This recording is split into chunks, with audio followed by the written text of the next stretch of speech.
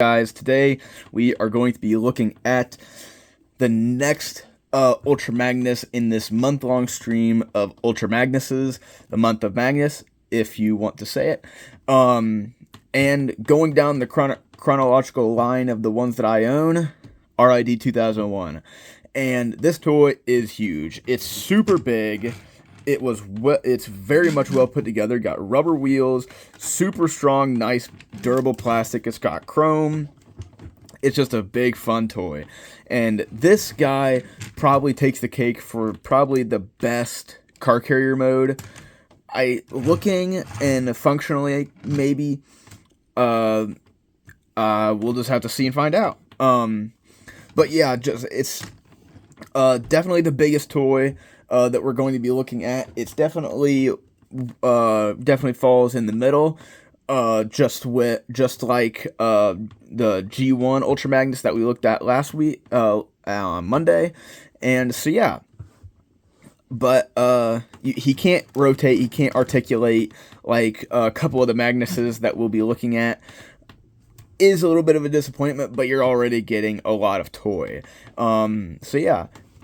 So I'm going to take the gun off, and the gun is a little bit finicky with just what you can do with it, so we're just going to set that off to the side. And we probably won't be doing too much with it this video. So this toy obviously have room for one right here, and then you can flip the ramps down, and it's a pretty good ramp. It has this like knurling or like jimping, I guess you could say, just for texture.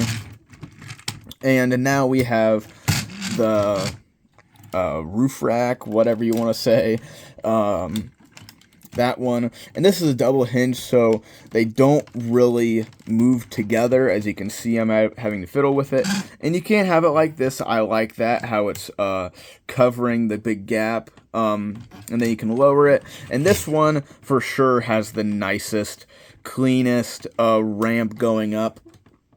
Obviously, due to the double hinges, it doesn't really want to stay completely down. So if you just push down a little, it's easily the best.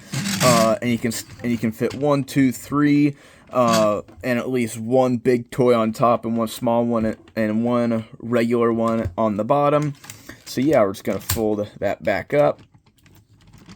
And so yeah, and then if you want to cover all that up, obviously you'll see the knees, I think, of the robot right there, but nah, that's okay. So I'm just gonna push this down, and yeah, it's a very fun car carrier. The front is definitely weird. You can see the Omega Prime head in there, and I will talk about Omega Prime briefly, but I'll talk about that more when I go and do a video on RID Ultra Magnus bottom. So yeah, it's an all-around good toy, especially in this mode. This, I'd say, is his strongest mode in car carrier mode. So let's get to transforming him. So yeah, so there are three connections how this works. So you untab it first from the ramp, and then you come down here, and there's a round peg that goes in here, and it's very stiff on both of mine. And then you have this like half circle, weird circle with two flats on it. You can see, I think that's the peg. That's the peg that goes into there, I'm pretty sure. And I accidentally just unpegged that from that hole.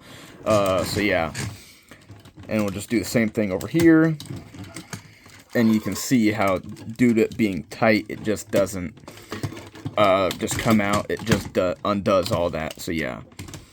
So we're going to work on the legs first. And he does parts form all this stuff like this.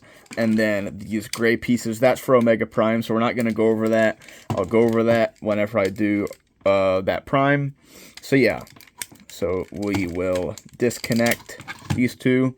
I like to try to like just flex them apart and pull them apart kind of like that. I just don't like just like forcing them apart. So obviously you'd unpeg that, swivel it around, close it, and close that up, and now fold that out, and now we have a leg all done. And we'll put that off the side. Same thing with this side, swing it around, and bam, close it up, flip it around, swing this out, and we got another leg all done. Now, here we have this, and, I don't know. So yeah, we have the cab, I guess you could say, and we're going to come down here, disconnect that, and just swivel that around. Mine are weak, so it'll probably just flop down. But, yeah, that's okay. We're going to fold this down. I just like to open this up. This is more for Omega Prime 2, this joint. But I just like to do it so I can access these better. So, yeah. And now we just close that up again, like so. Now we'll come here and flip out these little blue and silver pieces. Mine like to come out a little, so I just push them back in. And now we'll split this. I'm just going to raise the camera because he's going to get super tall. So I'm going to split this. And now we can split this and bring it down. And we will just swivel the forearm. And now we will bring this down. It's awfully tight, but swing that down, and then we will press that little tab into, dang, doesn't want to do it. Everything's coming apart now. I don't know what is in the way, but nothing is working. I don't know. We'll just leave that one like that. Oh, there it went. I don't know what was going on, but it's okay. That one did it a lot better. But now you just close that up, straighten out the arms and everything like so, and then we'll bring the head down from here, and there's a little tab right there. You can probably see it. Straighten these back out, and it will go into that slot if you don't miss it. Close it up, and now back here, I have never found you split those. I've never found you can just work those around, so I just like to swing one and then fold it up over, and then just fit them back together like so, then do that. So now we have him in his robot mode. Now we'll take this leg and plug it in, and take this leg and plug it in. So there we have RID 2001 Ultra Magnus. Just gonna get everything situated.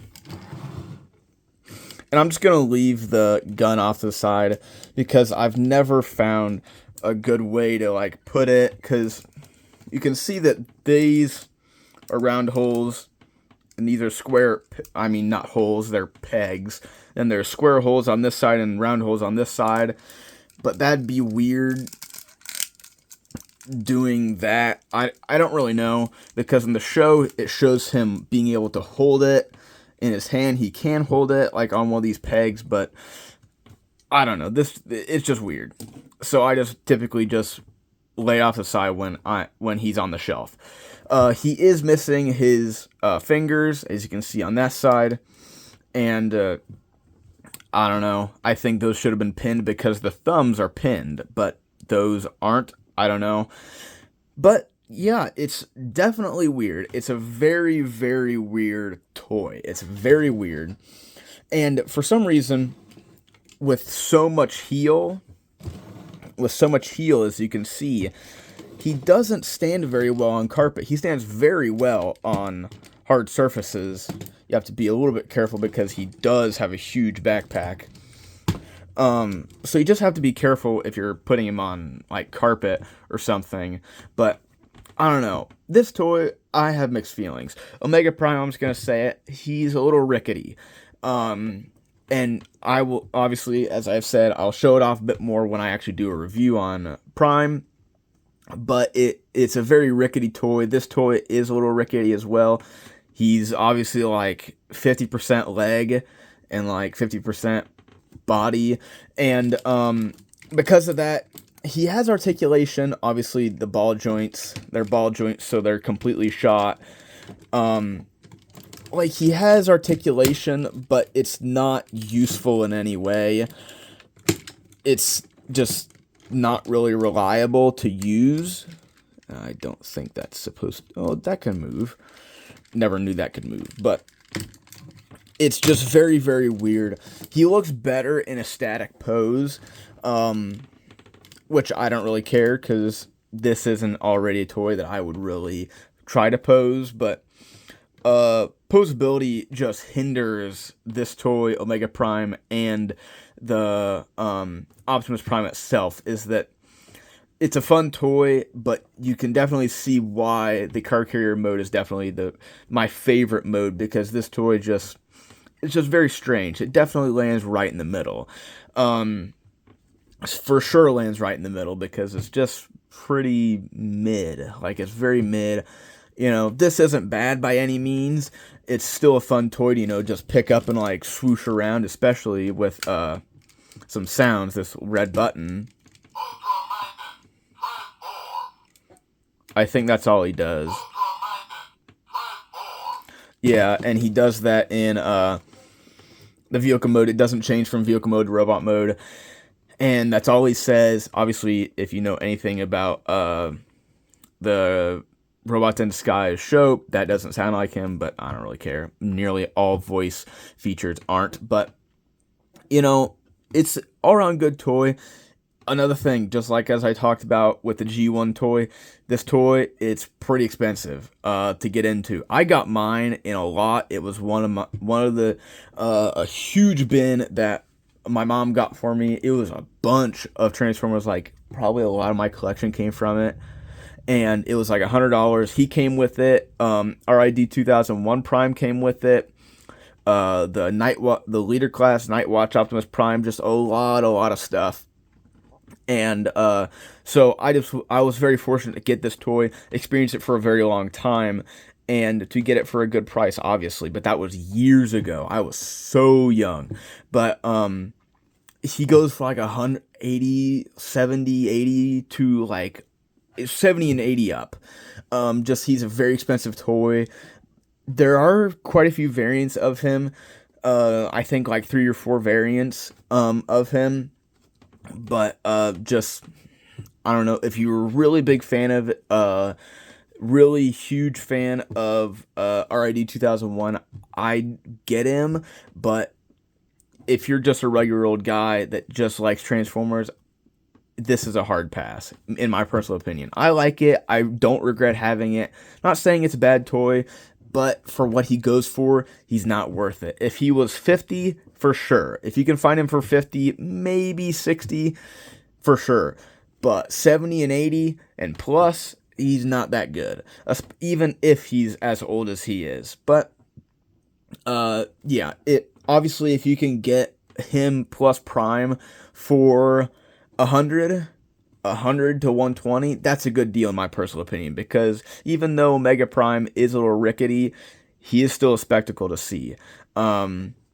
And so yeah, it's just a pretty mid toy. So far we haven't had a Ultra Magnus that really hits it out of the park, but they're not bad, and it's better be mediocre than bad. So yeah, that's really all I have to say about the RID 2001 Ultra Magnus. Just had a brain fart. So that's really all I have to say. So till next time, see ya.